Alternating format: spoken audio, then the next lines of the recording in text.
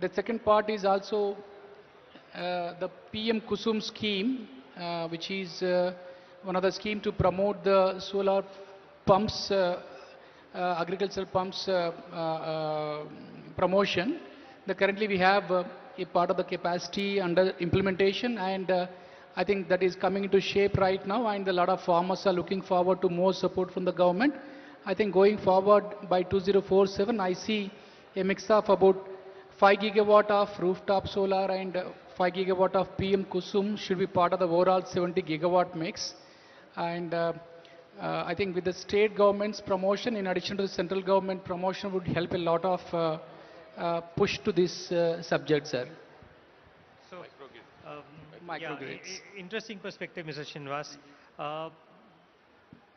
After talking in detail about renewables, I think we go to our traditional sector, which is the coal sector. So we have Mr. PM Prasad, who was the chairman of Coal India. Mr. Prasad, you worked in the coal sector your entire life.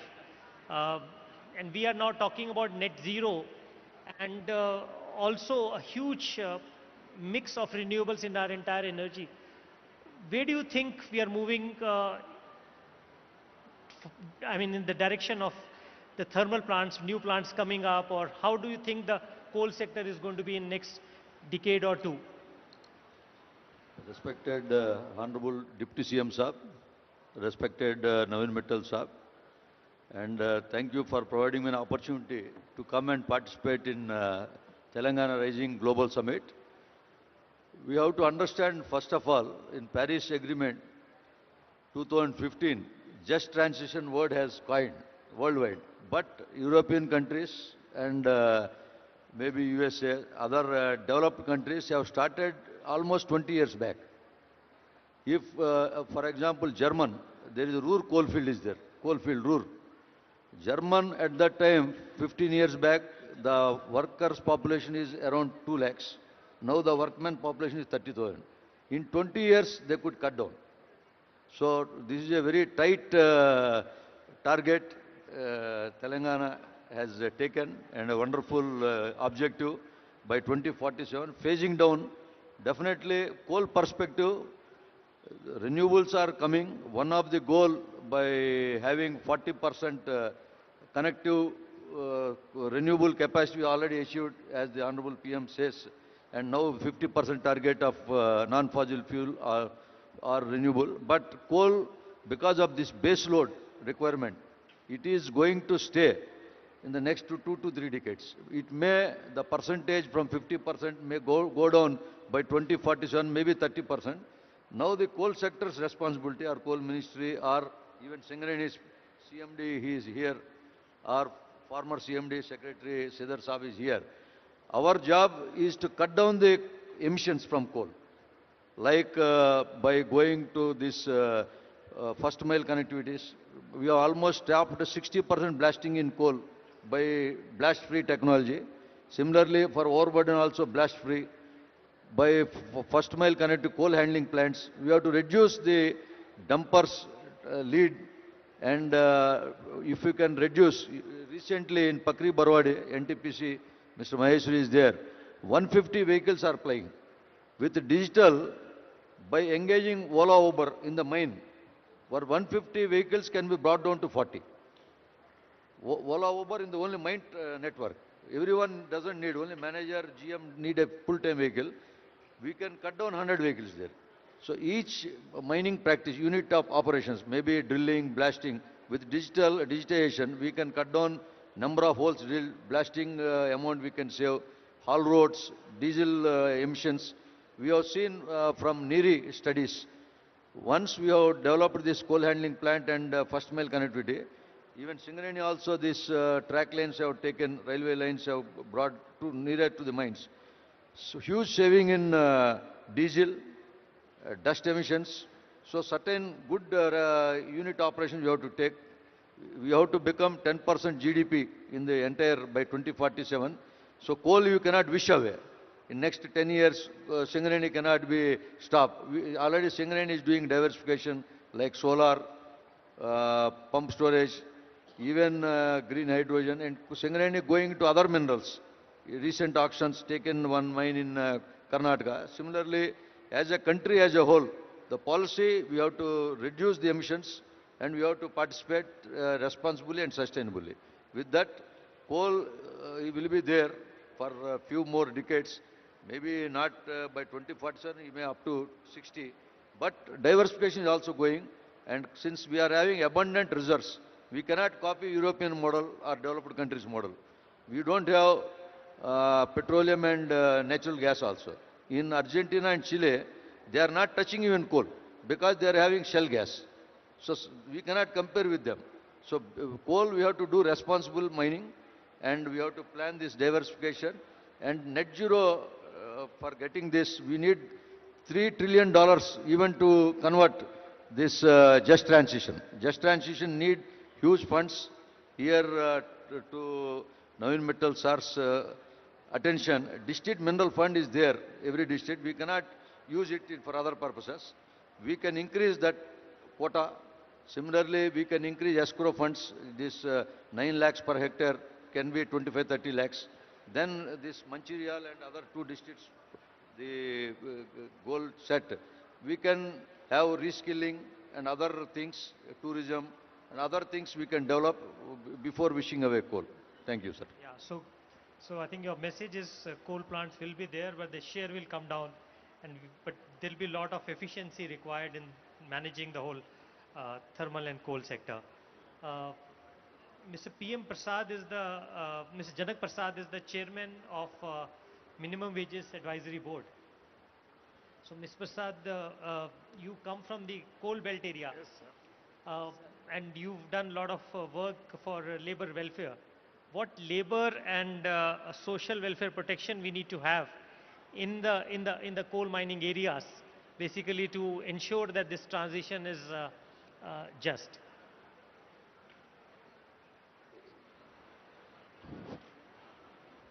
Respected Deputy Chief Minister, Energy Minister and Coal Minister, Batti Vikrama Garu, Navin Mittal Garu, all the dignitaries participated in the debate. First of all, Singareni Collieries is the first government company in India. Recent past, up to 19th and 20th centuries, we are depending upon steam and coal. After that, we have transmitted to electricity and other activities. What is happening as far as transition is concerned? There are number of families dependent upon one sector. If we transit, there will be a lot of problems from the people who are dependent on them. For that, because the finance and energy is with our Deputy Chief Minister, we have to think of it. If we transit from one sector to other sector, whatever the people are going for that, we have to show the responsible job. Otherwise, it will be a rebellion. You might be seeing in what is happening in other countries like Nepal, Sri Lanka, Bangladesh, like that. Because our Deputy Chief Minister has vast knowledge and foresight, he might be knowing if transition is going on up to 47 for sustainable of Telangana state. Meantime, we have to give some training to the displaced people. We have to modernize them. Another thing, whatever they destroyed, the developed countries done, they have enough done. Now they are preaching lessons to the developing countries. Now they are there. Another thing, most of the coal is being produced and power is produced by government. Recently, when private players entered into power, one very important FGD is to be introduced in power plants. And it is a mandatory. But unfortunately, when they have entered, the clause was removed. So that what will be the ecological balance? What will the climate change? It will affect on the agriculture also. Indiscriminately, we are advancement is there. Industries are going. Day by day, agriculture is coming down. For that only, we have to, all the industrial development depends upon agriculture also. Sugar industry, jute industry, cotton industry. We have to depend upon agriculture. We have to simultaneously develop agriculture also. So many people will be employed. Another thing, as far as Singareni College is concerned, our Deputy CM has taken the charge of coal and energy. Lot of welfare ministries are organized. Another thing, whatever the DMFT and CSR funds we are giving, somebody told, that has to be spent for skill development, encouraging the students, and we have to taking pressure from the budget or investment from outside. They are in rural area. As far as I know, number of persons are prepared to invest for industries. We have to conduct plans. Otherwise, it is very difficult. In the rural area, if we conduct that type of sessions, it will be helpful for that. Because not only a lot of money is there in areas, they don't know how to invest, what will the position, how to prepare project report, they do not know. Another thing, sir. As far as Singareni College is also, some advancement is to be taken place, sir. Day by day, mines are residing. After receiving of the mines, there will be a lot of problem. For that also alternative. Recently, what our Deputy CM told, the diversification from coal to other sectors, critical minerals, and solar energy. By that, there will be a possibility of emission remission. That will be very important. Another thing, day by day in global heat, 1.5 Celsius degrees of heat is generating. So that a day will come, totally the ecological balance difference depend upon climate. Then there is shortage of food grains. Then there will be a lot of problem. Up to 47, I know that our people are that far-sighted. Certainly they will take care of it and they will sustain. Thank you, sir. Thank you. Thank you. Miss Uma Bhattacharya, so she's the trustee of Swaniti initiative, which basically works for bringing public services to the marginalized and socially inaccessible areas. So, Ms. Bhattacharya, what do you think is the need for a governance or a coordination mechanism to ensure that just transition is built into the energy and economic policy of the state? Firstly, thank you so much for having Swaniti here. Thank you so much, Deputy Chief Minister, sir. So, what we feel after having studied for 2 years in Mancherial and Pedapalli, these two coal mining districts, we have studied very intensely with the workers and the household, the MSMEs, and what we realized that you need to have a task force, because coordination between every department is very necessary at this point of time to ensure that what you are planning, and we have made a 10-year plan also, that what you are planning in this just transition among the people, this should be fruitful only if all the departments are coordinated properly and it goes down to the people. It is conveyed to the community that this is what is coming up, because the community is very willing to take it. But then it is our responsibility, it is like-minded other organizations' responsibility to support the government in ensuring that it reaches the people and to tell the people that the government is doing this for you. So this is very important at this point of time, sir. Thank you so much. Thank you. We also have Swarna Madam with us. She's the Principal Chief Conservator of Forest of Telangana. So ma'am, can you explain the role which Forest Department is going to play in this net zero transition which we are aiming till 2047. Thank you, Naveen and Honorable Deputy CM Saab and everyone present here. We have been talking about development, what will be there in 2030, in 2039 and 2047. Lot of development is being envisaged, but then how this development is going to happen, at what cost, and then to what kind of ameliorative measures we need to take up to sustain this kind of fast development. This is what we need to look into. Most of the coal blocks in the country, even in Telangana, locate underneath the forest area, which is because since ages the coal has been there, forests led to that, and we need lot of forest land diversion for laying forest roads, telecommunication lines, irrigation projects, electricity lines, power projects. We need land outside as well as inside the forest areas. So when a land, part of the land is diverted toward this kind of projects, then how we are going to compensate that? This is what we kept in mind while writing our vision. I mean, from the forest department side, we wanted that to be incorporated in the vision document. That's what you can see now.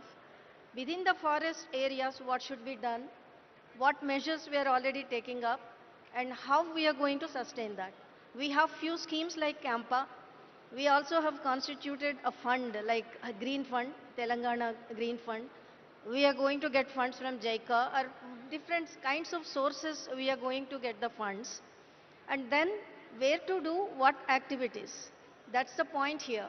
Degraded forest lands are there.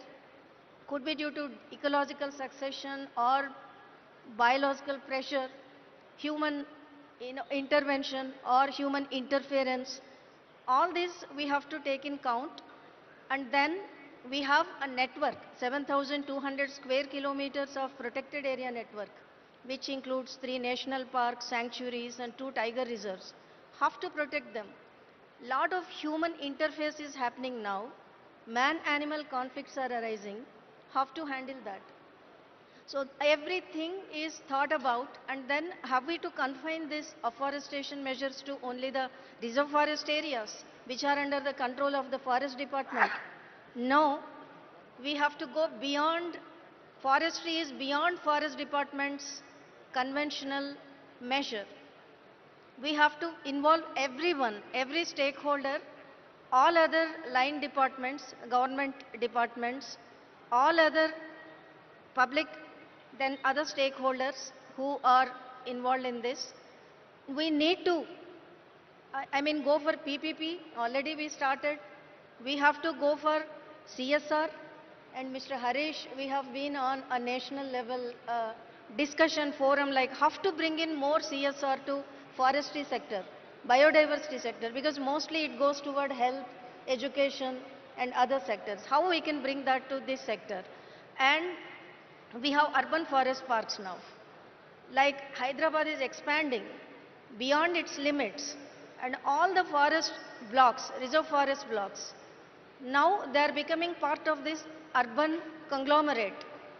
And we need to protect them, we need to use them for various uses, and we also have to create green lung spaces for such expanding city, which is going to be #1 in the country, and maybe it is one of the top 10 mega cities across the globe. And then rural areas. Have we to confine to only this? Municipalities have to be engaged, GHMC, HMDA, but apart from this, what?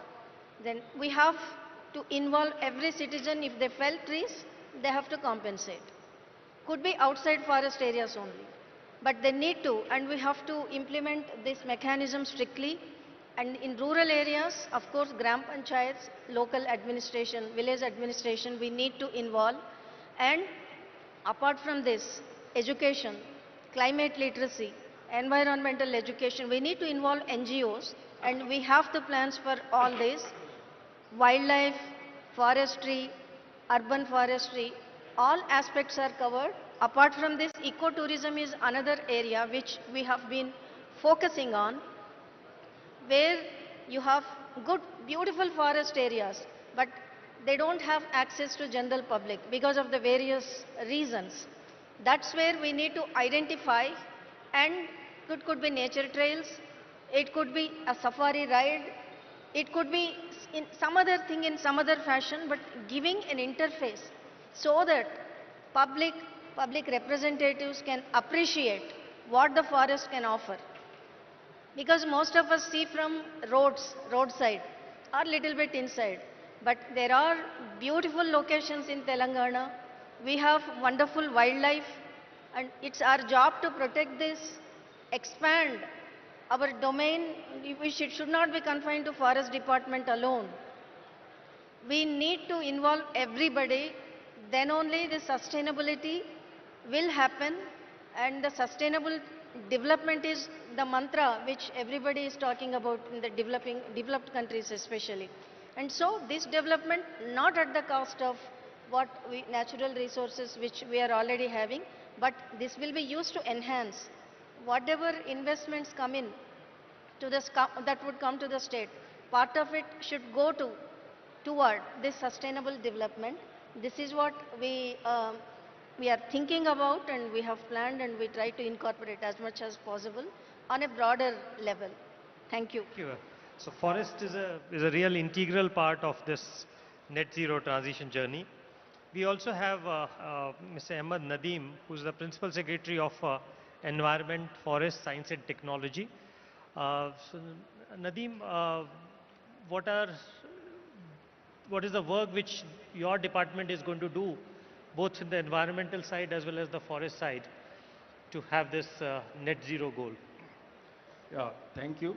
Good afternoon, Honorable Deputy CM Gariki, my the moderator and my senior colleague Naveen Garu, all the distinguished panelists here. So we heard the speakers speak about what development activities are going to take place to take Telangana into 2047. The Honorable Deputy CM also in his address mentioned about that the development is not going to be just mindless development, but it will be an inclusive, just human development. So we are very conscious of this effort, and we also know the role the forest plays as a natural carbon sink. Forest and the green cover, if we see as of now, the forest has about 19% cover of the total area of Telangana. Total area of Telangana being about 1,12,000, of which 19% presently is covered by forest. Similarly, outside the forest also, we have some green cover in the form of trees, etc., which is another 3%. So all put together, about 22% of the current area presently is the total green cover of Telangana. This we will raise to 33%. By 2047, we will raise this green cover. Green cover means forest cover plus outside forest green cover. So this will be raised from 22%, which is currently there, to 33% by 2047. And to achieve this, we will plant about 2.5 billion trees, which is 250 crores in the next 22 years. As a result of which, the green cover which will be there, it will act as a natural carbon sink. And as per the estimates by the experts, it will account for about 986 million tons of equivalent of carbon dioxide, which is emitted.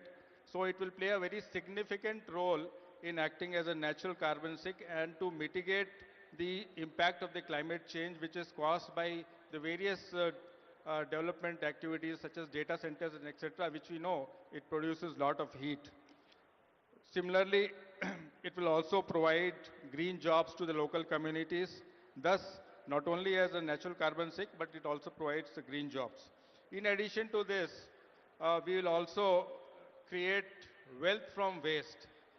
That is, we'll bring this concept of circular economy into full fruition. It will be a civic practice-based system of waste removal. Telangana will innovate and it will create waste. It will turn the waste into wealth. It will lead to a sustainable industry and it's a regenerative economy. It will be a climate positive economy by 2047 with nearly complete segregation about 98% recovery from the waste, will harvest and then reuse it.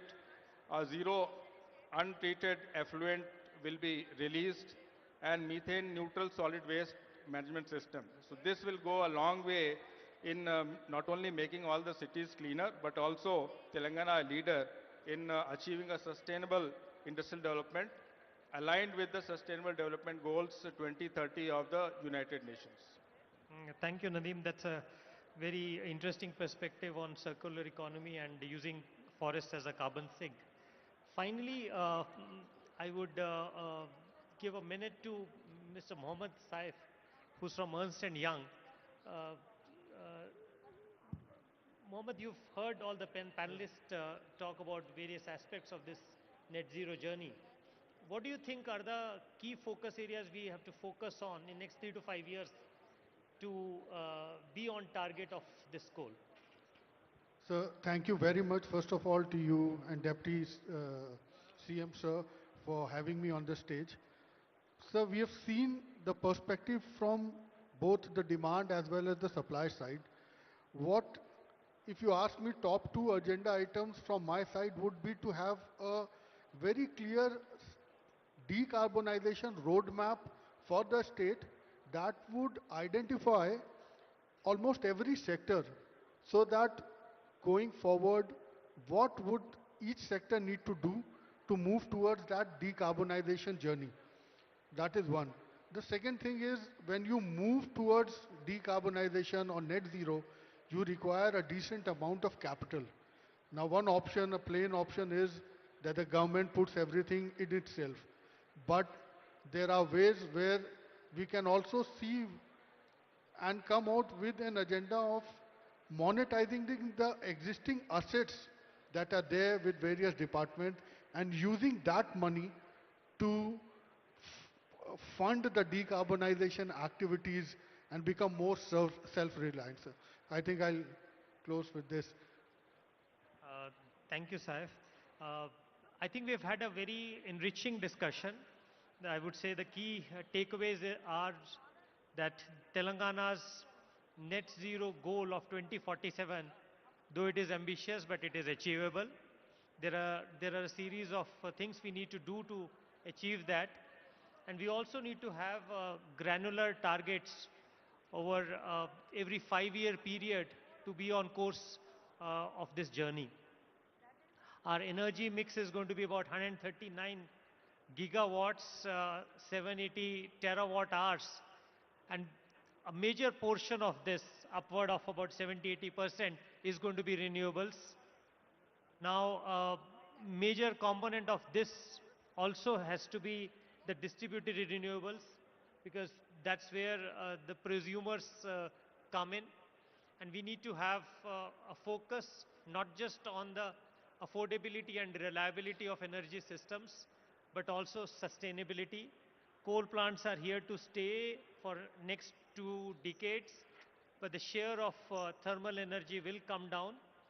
And for that, we need to have a focus on our coal generating districts, especially the people there, so that we also target alternative areas to focus on to ensure that the economic progress in these districts is also commensurate with the journey of the rest of the state.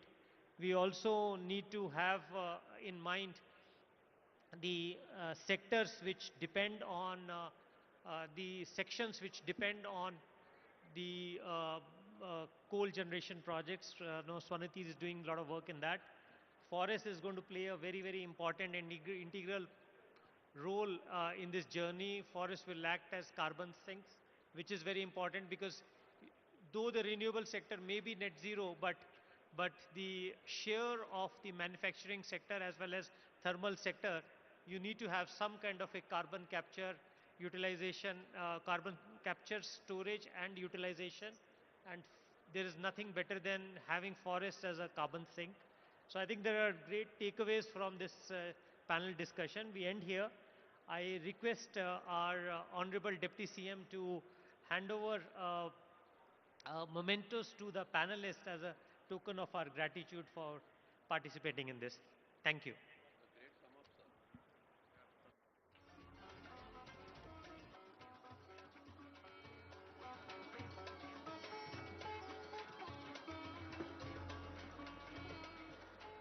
Thank you, sir. And now I request our Deputy CM, Bhatti Vikramarka, sir, to felicitate our panelists on stage. Uh, we'll start with Mr.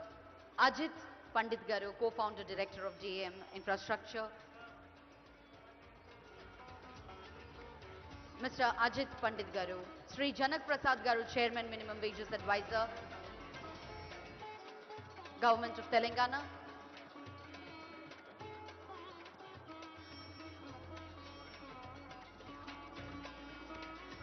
Sri Janak Prasad Garu, Chairman, Minimum Wage Advisor, Government of Telangana. Mr. Sarit Maheshwari, CEO, NTPC Green. Sri Srinivas Kokadapu, MD Solar Bull Energy.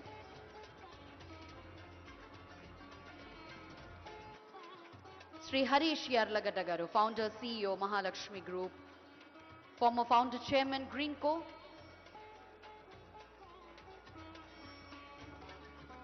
Professor Raj Kiran Garu. A big round of applause for Mr. Raj Kiran for hosting this beautiful panel discussion.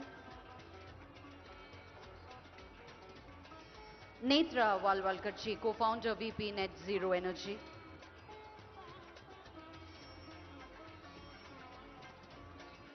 Srimati Uma Bhattacharya, trustee, Swaniti Initiative.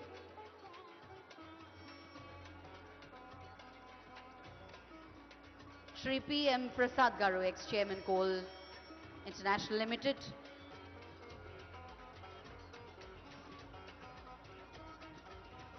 Sri Himanshu Chawla.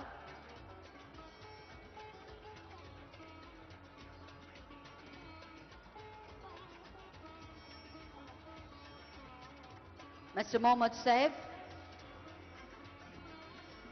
Srimati Parminder Chopra.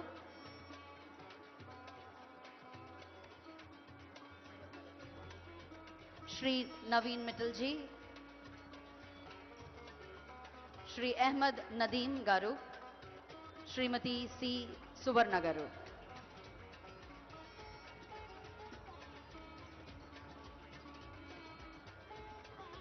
May I also request Ashki and Swaniti team to please step up, join us on stage for a group picture.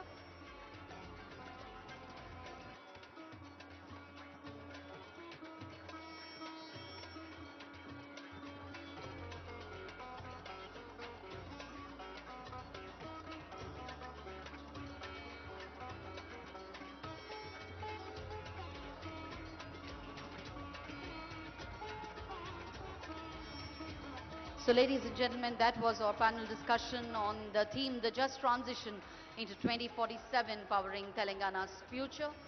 I'd like to thank all our distinguished panelists for their insightful and inspiring conversation on Rising Telangana 2047. Definitely all your perspectives have not only illuminated the challenges and the opportunities that we face, but have also strengthened our collective belief that Telangana is truly on the path of becoming a future-ready state. Thank you one and all for joining us. Thank you so much, sir. Our Deputy CM, Bhatti Vikramarka gariki kuda ma ధన్యవాదాలు తెలియజేసుకుంటున్నాము.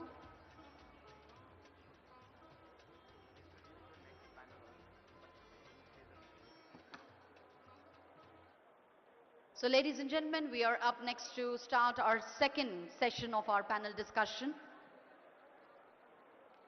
Initially there was a break of 15 minutes, but we are not taking a break as we move on to the next panel discussion.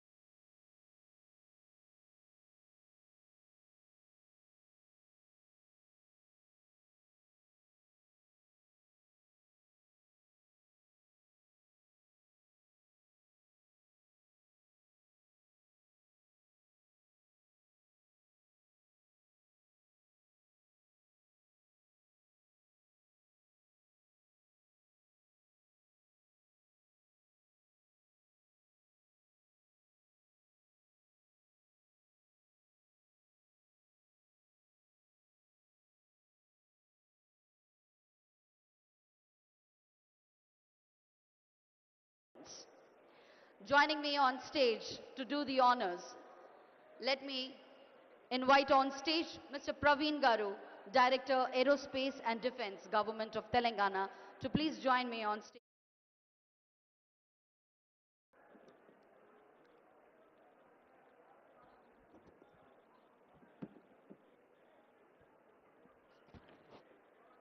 Good evening, everyone. It's a great privilege to welcome you all for this aerospace and defense panel. The